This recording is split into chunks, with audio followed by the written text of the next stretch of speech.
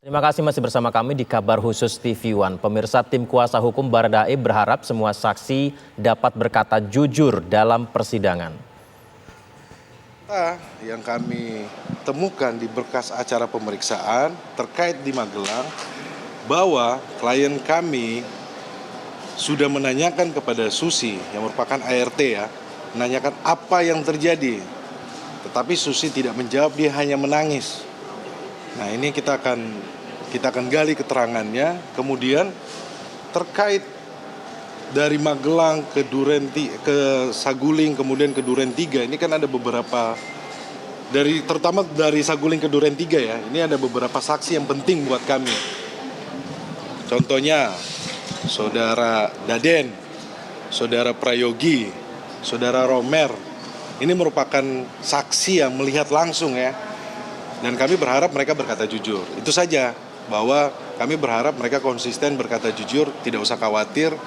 Kalau saksi yang asisten rumah tangga, dugaan kami kami melihat bahwa di berita acara pemeriksaan kan mereka berubah-berubah juga kan. Tapi nanti kita uji bersama di persidangan.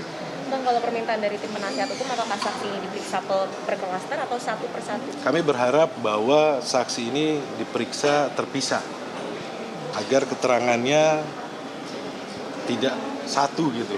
Jadi keterangannya terpisah sehingga kami bisa lebih mudah untuk kami untuk menggali keterangan saksi ini dalam rangka apa? Pembelaan klien kami. Satu persatu aja ya, ketika memutuskan tidak ada eksepsi kan pengacara mengatakan ingin membuktikan ada perintah, poin perintah itu. Nah, sejauh ini apakah sudah ada saksi yang menyangkut hal itu hari ini? Iya, saya pikir bahwa perintah itu sudah disampaikan oleh pengacaranya PC dan FS ya, waktu mereka preskon ya. Kalau rekan-rekan melihat bahwa mereka sampaikan sudah berdasarkan perintah kan, berdasarkan perintah. Menurut kami itu sudah sangat jelas, nanti kita gali keterangannya Dari saksi yang mana Bang, kalau di hari ini? Ini kan saksi fakta. Hari ini belum ada. Saksi yang nanti kita fokus itu saksi Ricky Rizal. Kami berharap juga nanti Ricky Rizal dan Kuat Ma'ruf ini kooperatif ya. Bang, terkait dengan kemarin mungkin sempat ada katanya salah instruksi ketika FS menyuruh hanya Hajar, tapi Richard Eliezer justru menembak. Itu bagaimana? Nanti kita buktikan di persidangan kan. Ini kan sebenarnya satu rangkaian peristiwa pidana yang utuh. Tetapi kami melihat bahwa ada beberapa saksi ini yang menyampaikan sepotong-sepotong. Jadi nggak sinkron sebenarnya. Disinilah di ruang persidangan ini kita akan gali keterangannya seperti apa. Tetapi yang perlu kita sampaikan kepada saksi, berkata jujur, jangan berbelit-belit. Karena apa?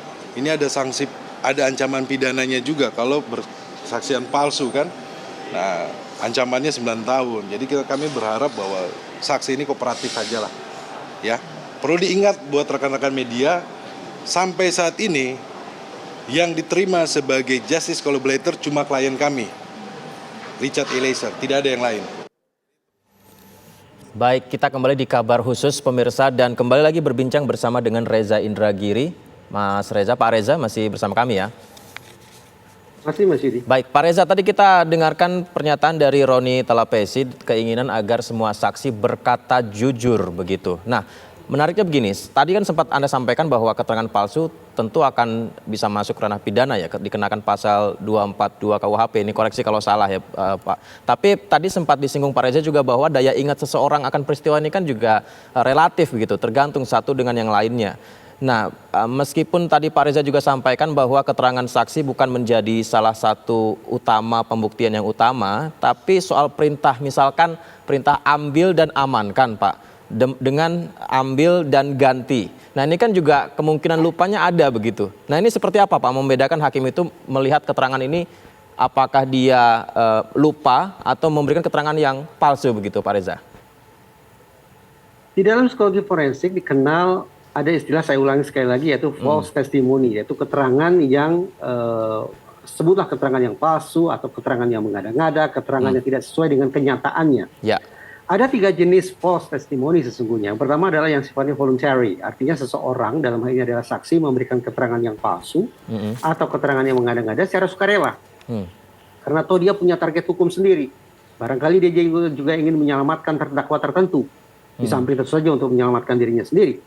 Nah, tanpa adanya tekanan, tanpa adanya intimidasi, tanpa adanya iming-iming dari siapapun, saksi yang semacam ini akan memberikan keterangan palsu atau keterangan mengada-ngada secara sukarela. Yang kedua adalah keterangan palsu atau keterangan mengada-ngada yang diberikan di bawah tekanan. Ini yang saya sampaikan pada segmen sebelumnya. Ya. Karena adanya pengaruh dari pihak tertentu, dari terdakwa tertentu misalnya, maka saksi yang satu ini tidak bisa berkata-kata sesuai dengan kenyataan yang dia alami. Tapi biasanya ketika dia merasa sudah terbebas dari tekanan atau intimidasi tersebut, misalnya dia sekarang sudah hadir di ruang sidang, dan berbeda ruangan dengan saksi atau terdakwa yang lain, maka tidak tertutup kemungkinan saksi ini yang awalnya memberikan keterangan palsu atau keterangan mengada-ngada akan mengatakan kepada majelis hakim bahwa saya mencabut keterangan yang saya sampaikan di dalam BAP. Oke, itu memungkinkan ya mencabut keterangan sebelumnya karena ada tekanan. Memungkinkan, walaupun juga tidak serta-merta akan diamini oleh hakim. Atau hakim mungkin akan bertanya, apa gerangan yang menjadi alasan saudara sehingga hari ini menyatakan mencabut keterangan yang ada di dalam BAP. Tapi terlepas dari kompleksitas macam itu, yang saya katakan adalah keterangan saksi yang palsu tipe 2 adalah keterangan yang diberikan ketika saksi berada di bawah tekanan atau pengaruh pihak yang lebih dominan. Tadi ada usulan dari Roni Talapesi yakni saksi dipisah satu sama lain untuk memudahkan keputusan. Apakah itu benar akan memudahkan karena kalau secara logikanya mungkin tidak akan terpengaruh dengan kanan kirinya begitu saksi yang lain begitu. Dan mungkin nggak ini dilakukan Pak Reza? Boleh atau tidaknya akan sepenuhnya ditentukan oleh majelis hakim. Oke. Tetapi yang ingin saya katakan adalah dari sudut pandang psikologi forensik ini seperti pedang bermata ganda. Kenapa di tuh? satu sisi menghadirkan saksi secara terpisah satu sama lain diharapkan akan bisa menekan atau meminimalkan kemungkinan adanya pengkondisian keterangan saksi. Betul. Karena kalau sudah dikondisikan maka boleh jadi akan semakin menyimpanglah berbagai macam informasi atau keterangan yang disampaikan di ruang sidang. Tetapi pada sisi lain ketika masing-masing saksi dihadirkan secara terpisah, maka tidak tertutup kemungkinan justru keterangan mereka akan kontradiktif satu sama lain. Ya. Tuh. Nah, kalau keterangan saksi sudah bertentangan atau bertolak belakang satu sama lain, maka kita bisa bayangkan bahwa pada akhirnya majelis hakim pun akan tanda petik mendapatkan tugas ekstra untuk menilai siapa gerangan saksi yang paling kredibel, keterangan saksi manakah yang kredibilitasnya atau validitasnya paling tinggi sehingga layak dipercaya. Sementara saksi lain dianggap kredibilitasnya rendah sehingga keterangannya dikesampingkan begitu saja. Jadi pedang bermata ganda. Majelis hakim lah yang pada akhirnya akan menentukan apakah pemeriksaan saksi seperti apa, format A ataukah format B. Berarti ketika disatukan begitu dalam satu persidangan antara satu saksi dengan yang lainnya, ini bisa langsung ditanyakan ya ketika keterangannya berbeda antara satu dengan lain, ini akan memudahkan hakim ya, Pak Reza. Dengan dikonfrontasi dalam sesi pemeriksaan yang sama, maka memang diharapkan bahwa seluruh saksi akan memberikan keterangan secara jujur, secara alami, sesuai dengan kenyataan yang sungguh-sungguh mereka sudah lalui. Tapi tidak kita bisa pungkiri bahwa antara satu saksi dengan saksi yang lain, antara satu terdakwa dengan saksi, bisa jadi ada perang urat psikologis yang tak tersahankan. Nah, kalau kemudian perang urat psikologis itu sudah bermain sangat kental di dalam ruang sidang, maka tadi kemungkinan adanya keterangan yang palsu atau keterangan yang mengada-ngada menjadi sebuah kemungkinan tidak bisa dikesampingkan begitu saja. Baik.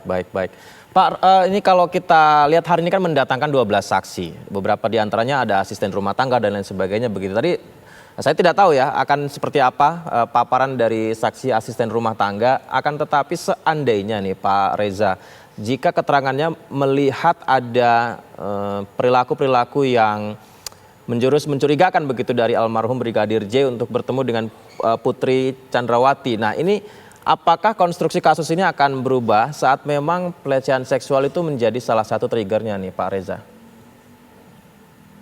Mas Yudi, saya berkeyakinan bahwa andaikan, saya garis bawahi ya, andaikan pelecehan seksual itu terjadi di Magelang, walaupun saya sungguh sanksi akan hal itu, andaikan memang terjadi pelecehan seksual di Magelang, saya tidak yakin bahwa masalah pelecehan seksual itu akan menjadi kasus hukum. Tidak akan menjadi perkara hukum. Tidak menjadi perkara hukum. Alasannya adalah karena di Indonesia tidak ada istilah posthumous trial, persidangan terhadap orang yang sudah meninggal dunia. Jadi katakanlah sekali lagi, andaikan mendiang Brigadir Yosua sudah melakukan pelecehan seksual, namun karena faktanya hari ini dia sudah meninggal dunia, maka pasti tidak akan ada persidangan terkait dengan pelecehan seksual itu.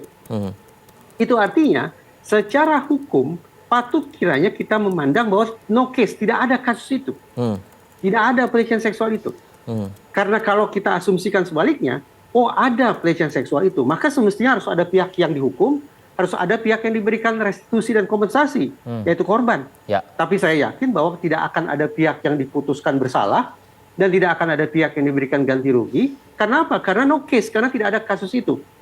Karena tidak ada kasus pelecehan seksual, maka boleh jadi hakim juga akan menganggap bahwa nihil. Tidak ada ini penjelasan atau keterangan tentang pelecehan seksual tersebut. Karena tidak ada, maka tidak dipertimbangkan oleh hakim untuk menjadi salah satu hal yang dimuat dalam putusan hakim nantinya. Itu pandangan saya. Tetapi tetap kembali ke majelis hakim yang tentu saja punya pertimbangan lebih tepat tentang bagaimana segala macam keterangan, segala macam informasi akan ditangani dengan sebaik-baiknya di ruang sidang. Kalau penyebab utamanya adalah rasa emosional seorang suami melihat istrinya diperlakukan seperti itu dan spontanitas melakukan perbuatan salah itu begitu. Nah ini pun tetap tidak masuk dalam pertimbangan untuk mengusut kasus ini, Pak Reza. Tadi saya katakan no case. No case tetap. Masih ingat, di ruang rapat Komisi 3 DPR RI, Kapolri mengatakan ada dua kemungkinan. Pelecehan atau perselingkuhan. Saya, sekali lagi ya, saya harus tandaskan ini, karena dalam sekian banyak diskusi di TV1, saya mengatakan saya tidak percaya. Saya sungguh-sungguh ragu ada kontak seksual itu. Tapi karena Pak Kapolri mengatakan ada dua kemungkinan, pelecehan maupun perselingkuhan, maka kembali ya ke majelis hakim akan menilai mengena ke yang mana. Tapi alih-alih mengena ke yang mana, saya masih berpandangan bahwa karena no case, tidak ada kasus hukum tentang pelecehan seksual, tidak ada kasus hukum tentang perselingkuhan, maka hal ihwal terkait dengan kontak seksual yang diutarakan oleh terdakwa PC, menurut saya bisa dikesampingkan, dianggap tidak ada. Baik. Pak Reza, ini kita simak bersama-sama dengan pemirsa juga pernyataan dari Baradae yang mengatakan akan berkata jujur, berjanji kepada ayah dan ibu Yosua untuk berkata jujur. Baradae juga menyaksikan Brigadir Yosua melakukan pelecehan seksual, pemirsa. Kita dengarkan berikut ini. Terima kasih Bapak, Ibu, dan keluarga. Saya cuma ingin menyampaikan, saya akan berkata jujur, saya akan membela untuk terakhir kalinya, akan membela abang saya, Bang Yos, untuk terakhir kalinya. Karena untuk saya pribadi, saya tidak mempercayai bahwa Bang Yos setega itu melakukan pelecehan. Saya tidak meyakini Bang Yos telah melakukan pelecehan. Hanya itu saja yang bisa saya sampaikan, namun saya ingin mengatakan bahwa saya siap untuk apapun yang akan terjadi dan apapun keputusan untuk diri saya. Terima kasih. Eliezer, tadi saya tanya bagaimana terhadap keterangan saksi tadi, apakah benar semua? Mohon izin ya mulia, untuk keterangan saksi sudah benar semua. Benar semua saksi ya. Ya itu kita dengarkan pemirsa dan Pak Reza. Ada tanggapan Pak Reza setelah menyimak tadi, kita ulangi lagi pernyataan akan jujur dari seorang Baradae. Kalau kita analogikan perilaku Richard Eliezer ini sebagai plea bargain, maka hitung-hitungan di atas kertas, kalau dia divonis bersalah hukumannya akan jauh lebih ringan. Saya teringat bahwa ada data statistik yang menunjukkan ketika seorang terdakwa mengajukan plea bargain, lalu hakim mengamini plea bargain tersebut, maka korting hukumannya bisa mencapai angka 200 sampai 500% lebih ringan ketimbang si terdakwa bertarung untuk menjalani sebuah proses persidangan dari awal hingga akhir. Nah, sekali lagi, kalau tindak tanduk, kalau sikap Richard Eliezer itu kita setarakan sebagai plea bargain, lalu nantinya andaikan dia divonis bersalah, maka perkiraan saya hukuman yang akan hakim jatuhkan kepada dia akan jauh lebih ringan daripada hukuman yang ditimpakan kepada para terdakwa lainnya. Baik. Ini kalau kita lihat hari ini berarti kan seakan Baradae ini melawan 4 terdakwa utama lainnya, begitu ya Pak Reza? Belum tentu juga. Belum tentu juga. Kenapa? Ya, mereka ini sebagian besar adalah anggota korps kepolisian. Salah satu hal yang paling membanggakan personil polisi adalah jiwa korsa. Jiwa korsa ini yang menunjukkan betapa mereka berbeda dengan selain mereka. Polisi berbeda dengan selain polisi karena mereka punya jiwa korsa. Loyalitas, kepatuhan, ketaatan, dan kata-kata sejenis lainnya. Tetapi kita bayangkan bahwa hari ini para terdakwa seiring perjalanan waktu kian punya keinsafan bahwa mereka berhadapan dengan pasal 340 yang bisa berkonsekuensi pada jatuhnya hukuman mati. Siapa gerangan terdakwa yang mau dijatuhi hukuman mati? Saya yakin tidak ada. Siapa terdakwa yang mau dipecat secara tidak hormat dari Korps Polri? Saya yakin tidak ada. Atas dasar itu, saya berspekulasi bahwa di dalam kepala masing-masing terdakwa yang ada bukan lagi jiwa korsa, tapi SDM, selamatkan diri masing-masing. Dengan mindset selamatkan diri masing-masing, maka perkiraan saya para terdakwa ini boleh jadi atau sebagian dari mereka akan memilih untuk mengambil posisi mengeroyok terdakwa FS. Menunjukkan kepada majelis hakim bahwa apa yang mereka lakukan adalah salah tapi sepenuhnya dilatar belakangi oleh atribusi eksternal, bukan atribusi internal. Artinya perbuatan salah tersebut lebih dikarenakan adanya faktor eksternal, faktor tekanan yang tidak bisa mereka elakkan. Saya menyampaikan begitu karena yang mengajukan menjadi justice kolaborator kan hanya Baradae saja, artinya dari 4 terdakwa lainnya tidak mengajukan, sementara Baradae mengajukan. Ini seperti 4 lawan 1 begitu. Nah, apakah yang lain juga bisa melakukan justice kolaborator tersebut, Pak Reza sebenarnya?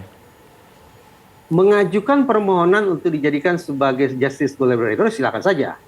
Bahkan terdakwa FS, terdakwa PC pun bisa mengajukan status yang sama. Tetapi akan ditentukan oleh otoritas terkait. LPSK, majelis hakim akan kemudian menilai apakah yang bersangkutan memang tepat diposisikan sebagai justice collaborator. Apakah yang bersangkutan memang dinilai sungguh-sungguh menunjukkan rasa bersalah, penyesalan, dan bersedia untuk kooperatif dengan lembaga penegakan hukum. Itu yang kemudian sepenuhnya berada di luar diri masing terdakwa. Bukan mereka yang memutuskan apakah mereka akan mendapatkan status sebagai justice collaborator ataukah permohonan itu ditolak. Berarti sejauh ini hingga persidangan ini berlangsung sampai saat ini kecenderungannya kalau Anda melihat ini menyudutkan FS dan PC ya, terlepas dari kesaksian yang berbeda dan saling membalas kesaksian begitu.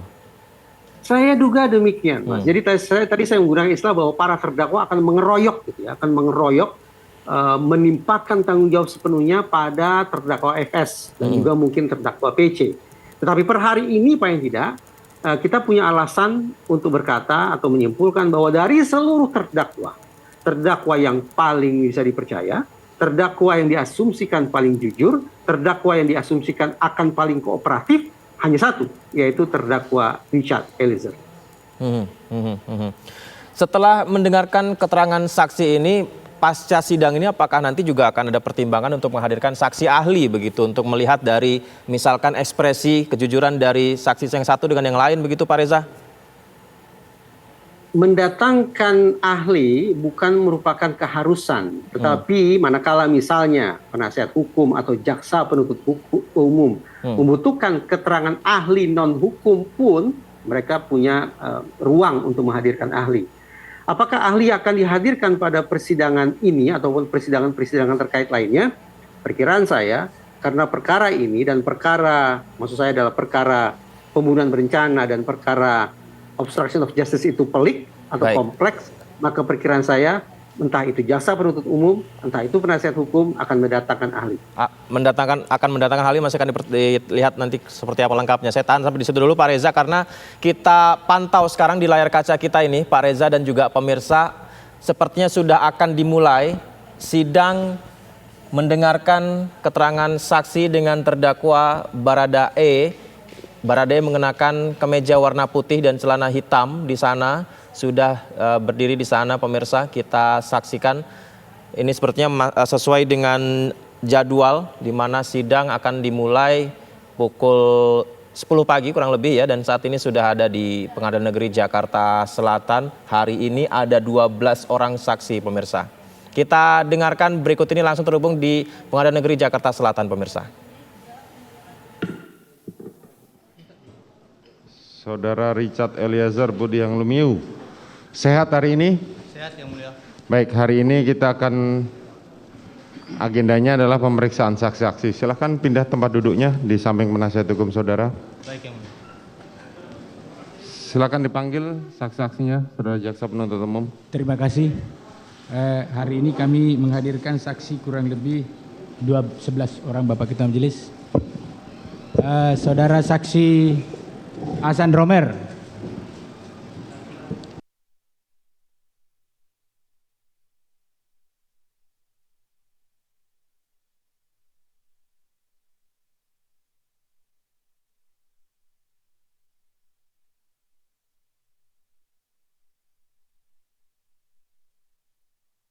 Ya, dan kembali sepertinya kita tidak mendapatkan audio lagi dari sidang hari ini pemirsa, hanya visual saja meskipun tadi sebenarnya kita sempat mendengar hakim menanyakan kondisi kesehatan dari Richard Eliezer yang menjawab ia dalam kondisi baik-baik saja. Nah, kita masih menantikan apakah hingga persidangan ini berlangsung dengan mendengarkan keterangan dari 12 saksi lainnya tanpa audio seperti yang kita juga sempat alami sebelumnya. Ini adalah saksi-saksi yang dihadirkan 12 orang oleh jaksa penuntut umum di mana mereka terdiri dari asisten rumah tangga, security, supir dan ajudan pribadi Ferdi Sambo di Rumah Saguling Duren 3 serta di Jalan Bangka pemirsa. Saya bacakan sambil menantikan, semoga saja ini audionya kita bisa terhubung ya, bisa mendengarkan nanti. Beberapa nama seperti asisten rumah tangga di Rumah Saguling, nama Susi, Sartini dan Rojiah. Kemudian security di Rumah Saguling yakni Damson. Kemudian asisten rumah tangga di Jalan Bangka ada Abdul Somad. Kemudian security di Jalan Bangka Alfonsius Dualurang. Kemudian asisten rumah tangga di Kompleks Polri Duren 3 atas nama Daryanto atau Kadir. Dan security di Duren 3 Marjuki. Kemudian ajudan Ferdi Sambo, Azan Romer, Daden Miftahul Haq, dan supir Ferdi Sambo yakni Prayogi Iktara Wikaton dan Farhan Sabila. Ini adalah 12 orang yang akan didengarkan keterangannya, menjawab pertanyaan dari jaksa penuntut umum di depan hakim dan mendapatkan tanggapan dari terdakwa Richard Eliezer Baradae yang didakwa dalam lanjutan sidang kasus pembunuhan Brigadir Nofriansah Yosua Huta Barat atau Brigadir J. Setelah sebelumnya Baradae juga dipertemukan secara perdana ya dengan keluarga dan kuasa hukum dari almarhum Brigadir J. Baik Pak Reza, masih di sana Pak Reza? Lanjut Mas. Pak Reza, ini kita nggak ada audionya lagi nih Pak, seperti sidang-sidang sebelumnya Pak. Ini memang kalau Anda lihatnya seperti apa nih Pak? Memang sudah seharusnya demikian Mas. Artinya begini ya, saksi harus menyampaikan keterangan secara otentik. Artinya sungguh-sungguh berdasarkan apa yang mereka alami atau secara lebih realistis harus memberikan keterangan berdasarkan apa yang mereka ingat terkait peristiwa yang mereka alami. Nah, jangan sampai kemudian antara saksi satu dan saksi lain melakukan manipulasi, melakukan kompromi terhadap keterangan yang akan mereka sampaikan kepada majelis hakim. Nah, dengan menutup audio sedemikian rupa, paling tidak otoritas peradilan mencoba untuk paling tidak berupaya untuk memastikan bahwa antar saksi tidak terjadi pengkondisian baik itu manipulasi maupun kompromi seperti yang tadi saya khawatirkan. Walaupun ya tidak bisa kita ya kita ketahui juga lah pada akhirnya suara-suara itu juga akan sampai kepada publik gitu ya. Ini kan soalnya tapi saya kalau sebagai sebuah ikhtiar ini yang coba sedang dilakukan oleh otoritas peradilan kita. Ya soalnya nih Pak Reza, kalau kita baca di komentar media sosial pribadi saya ataupun YouTube di TV One begitu banyak yang berkomentar, ya kita kan juga ingin mengawal begitu, ingin mengawasi jalannya persidangan ini. Kalau nggak ada audiens seperti ini ya sudah tertutup saja kalau begitu. Ini gimana nih Pak Reza? Ya, artinya sidang terbuka untuk umum. Mari kita maknai bahwa orang-orang yang berminat untuk mengawal persidangan ini silakan datang ke Pengadilan Negeri Jakarta Selatan. Kalau masih ada kursi silakan masuk lalu lakukan pengawalan langsung dari dalam ruang sidang. Tapi kalau seandainya ini berlangsung dengan tertutup, kalau menurut Anda apakah independensinya juga masih terjaga Pak? Lebih baiknya tertutup Pak? Jangan. Tidak. Sebuah proses pidana kecuali masalah kesusilaan ya, semuanya harus dibiarkan terbuka. Karena bukan hanya penasihat hukum, bukan hanya jaksa penuntut umum, tapi majelis hakim pun harus menunjukkan kredibilitasnya di mata publik, termasuk di mata Komisi Yudisial. Kita tadi melihat di awal Baradae ditanyakan kondisi kesehatannya oleh hakim begitu dan dia menyatakan dalam kondisi yang sehat. Nah, kalau prediksi Anda kira-kira peran dia akan seperti apa di sidang kali ini, Pak Reza? Akan bisa diandalkan apabila yang bersangkutan sungguh-sungguh konsekuen dengan kata ya saya sehat. Dari sudut pandang psikologi forensik, ya sehat itu harus dimaknai sebagai dua hal. Pertama, kewarasan. Artinya yang bersangkutan tidak punya gangguan jiwa yang parah, yang sedemikian kronis, yang menyebabkan dia harus dianggap sebagai orang yang tidak normal, yang gila, yang tidak waras. Itu poin pertama. Yang kedua, di balik kata sehat itu sesungguhnya ada cerminan kompetensi yang bersangkutan. Kompetensi bermakna sebagai kejernihan berpikir, kecakapan dalam berkomunikasi, dan kesiapan untuk bertanggung jawab terhadap segala hal yang disampaikan di hadapan majelis hakim. Nah, kombinasi antara kewarasan dan kompetensi itulah yang kemudian dirangkum dalam istilah sehat. Nah, sekali lagi, kalau ternyata saksi atau terdakwa menyatakan dirinya sehat, atau dengan kata lain menyatakan diri mereka waras dan kompeten, maka mereka layak untuk dipercaya. Hitung-hitungan di atas kertas, aturan normatifnya seperti itu. Oke, Pak Reza, tadi sempat disampaikan 12 orang saksi hari ini adalah asisten rumah tangga, termasuk diantaranya Susi. Ini memang adalah asisten rumah tangga di Saguling, tapi dia juga menjadi asisten Putri Chandrawati di Magelang dan kabarnya ya, tapi kita nanti akan lihat bagaimana keterangan dia langsung di sidang kali ini. Tapi kabarnya dia yang melihat secara langsung pelecehan di Magelang begitu. Nah, apakah keterangan dari satu orang saksi ini bisa membuktikan bahwa pelecehan seksual itu terjadi, Pak, sebenarnya? Tidak. Kalau kita mengacu pada Undang-Undang TPKS, yaitu Undang-Undang Tindak Pidana Kekerasan Seksual, yang dibutuhkan untuk membuktikan ada tidaknya kekerasan seksual, dalam hal ini adalah pelecehan seksual, dibutuhkan 3 hal. Pertama, keterangan saksi dan atau korban. Itu yang pertama. Yang kedua adalah satu alat bukti lainnya. Dan yang ketiga adalah keyakinan hakim. Anggaplah keyakinan hakim tidak bisa kita bahas ya, karena ini sepenuhnya ada pada pemikiran, ada pada hati nurani yang mulia. Tapi 2 hal yang bisa kita singgung adalah pertama, keterangan saksi dan atau korban. Dan yang berikutnya adalah satu alat bukti lainnya. Anggaplah bahwa yang disampaikan oleh saksi Susi adalah kejujuran. Anggaplah sudah terjadi pelecehan seksual. Tapi itu ternyata baru memenuhi satu hal, yaitu keterangan saksi dan atau korban. Tapi harus ada satu alat bukti lainnya. Nah, saya tidak tahu alat bukti lainnya apakah yang akan dihadirkan di persidangan sekiranya masalah pelecehan seksual itu sungguh-sungguh ingin dimasukkan ke dalam perhatian hakim dan masuk ke dalam putusan hakim nanti. Berarti ini sudah masuk di substansi pembuktian ya, Pak Reza ya? Nanti semua pernyataan mereka, keterangan mereka akan dibuktikan dengan alat pendukung lainnya, begitu Pak Reza? Tepat.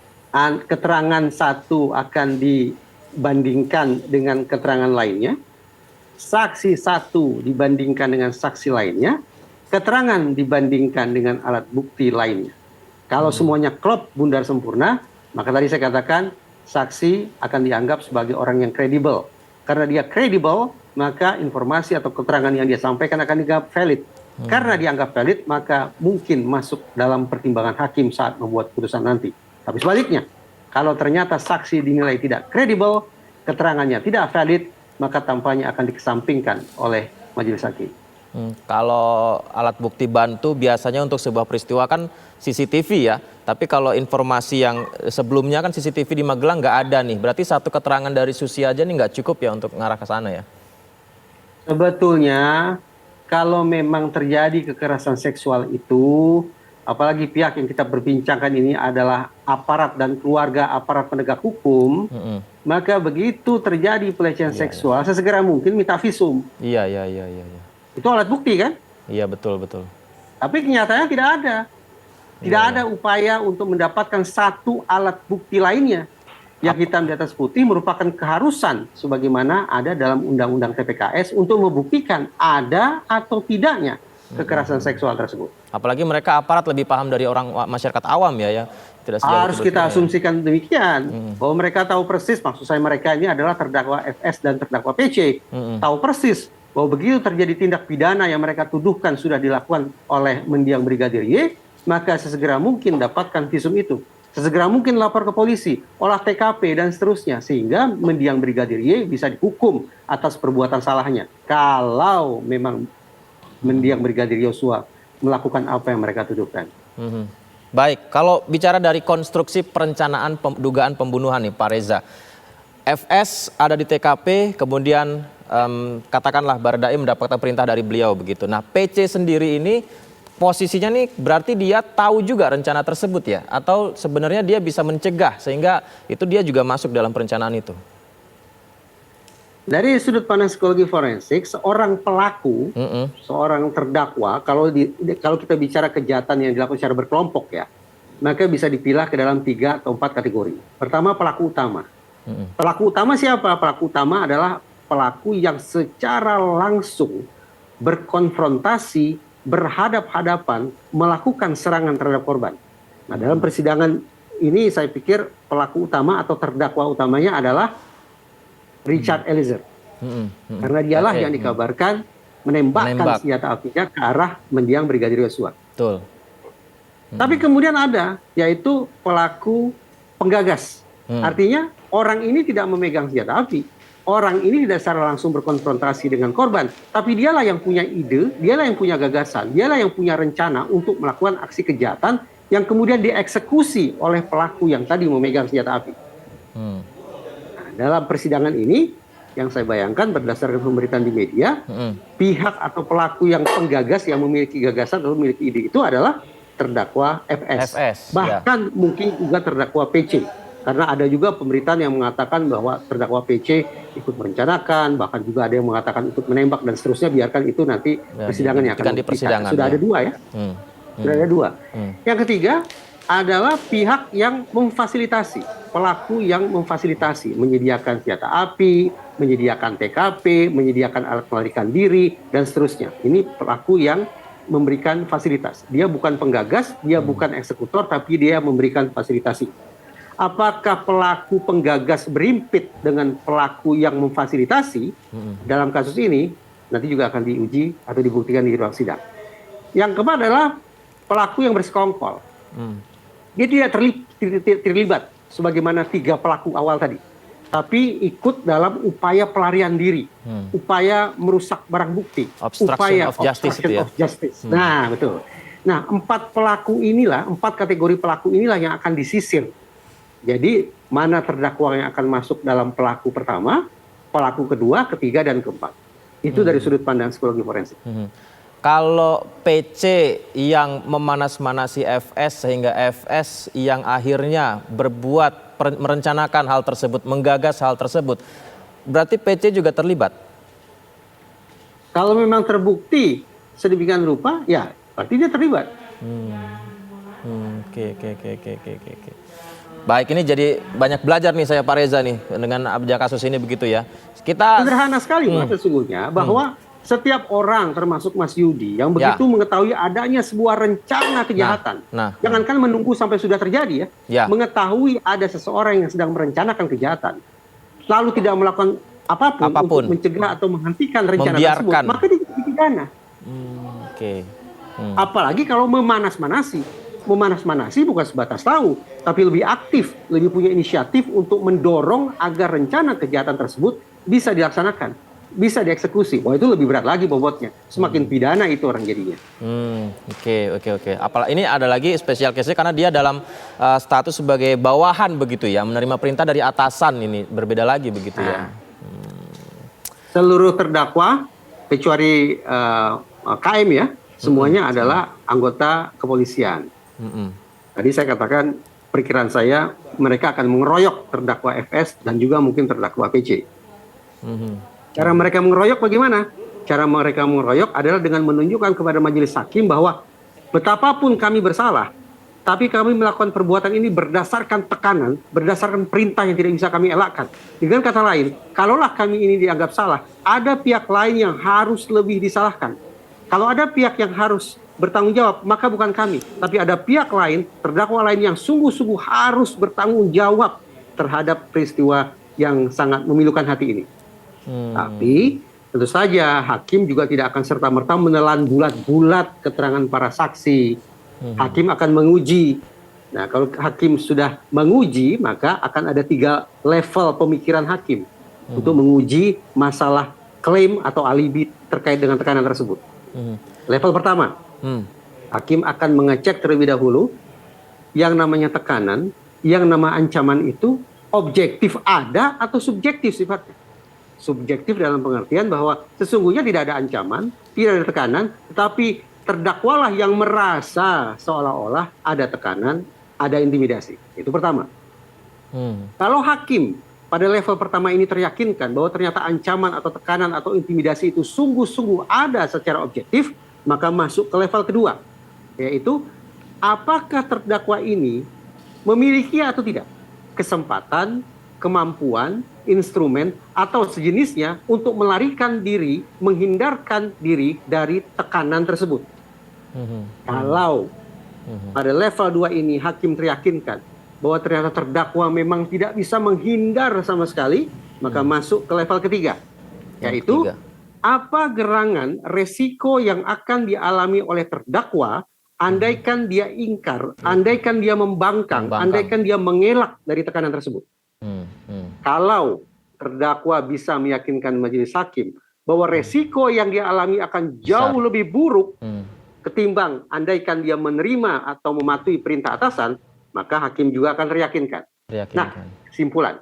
Kalau dari 3 level ini hakim sungguh-sungguh teryakinkan bahwa perbuatan jahat seorang terdakwa dikarenakan faktor eksternal berupa tekanan atau intimidasi yang tidak bisa dia elakkan, yang justru akan bisa membawa konsekuensi buruk bagi yang bersangkutan andaikan dia tolak atau andai dia lawan, maka tidak terlalu kemungkinan hakim akan memberikan hukuman yang lebih ringan. Hakim akan mengatakan kurang lebih ada hal yang menghapus atau ada hal yang memaafkan perbuatan terdakwa. Kalau sudah sampai seperti itu simpulannya, bahkan tidak hanya pengurangan masa hukuman, tapi boleh jadi bebas murni, bagaimana pada kasus kilometer 50. Oke, ini kita di layar nih Pak Reza dan juga pemirsa. Ini adalah asisten rumah tangga dari Verdi Sambo dan Putri Chandrawati ini Pak Reza. Tapi sayang sekali nih Pak Reza, kita nggak bisa dengar suaranya. Meskipun tadi Pak Reza bilang juga ya tidak masalah ya Pak Reza ya. Penting ini menjadi pembuktian untuk bisa disaksikan masyarakat luas begitu. Sepertinya ini adalah asisten rumah tangga di Saguling ya, yang memberikan jawaban atas pertanyaan dari jaksa penuntut umum dan juga hakim begitu. Tapi belum ada keterangan nih atas nama siapa. Kalau di data yang saya punya nih Pak Reza ada atas nama Susi, kemudian Sartini dan Rojiah. Ini adalah 3 asisten rumah tangga Putri Chandrawati di rumah Saguling yang juga membantu Putri di Magelang ya, di Magelang.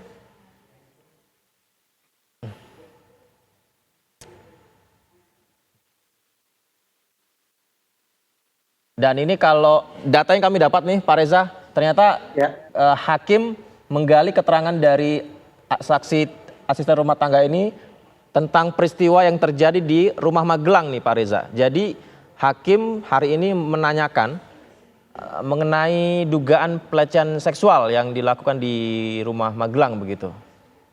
Nah, kalau Pak Reza lihat sendiri berarti memang itu menjadi salah satu poin yang digarisbawahi ya Pak Reza, yang dicari tahu oleh hakim ya mengenai antara Putri Chandrawati dan almarhum Brigadir J ini Pak Reza. Ya, rangkaian peristiwa ini menurut saya terbingkai dalam sebuah situasi bahwa andaikan tidak ada pelecehan seksual, andaikan tidak ada perselingkuhan, maka niscaya tidak akan ada pembunuhan. Itu situasi yang terbingkai kan sesungguhnya. Ya, yang dibingkai kan begitu nih Pak Reza. Sekaligus situasi itu pula yang akan dimanfaatkan sedemikian rupa, terutama sekali oleh terdakwa FS dan terdakwa PC, untuk memastikan bahwa mereka melakukan perbuatan pidana tersebut karena ada faktor pemicunya. Dengan kata lain, secara tidak langsung mereka berdua ini ingin menimpakan kesalahan pada mendiang Brigadir Yosua. Brigadir Joshua. Ternyata tidak cukup sampai di situ. ada pihak lain yang juga akan mereka tuding sebagai pihak yang secara salah kaprah sudah keliru dalam menafsirkan perintah. Siapa itu? Richard Eliezer. RE. Nah, dua pihak inilah yang notabene berpangkat rendah inilah yang coba dikorbankan oleh mantan komandan mereka, mantan atasan mereka.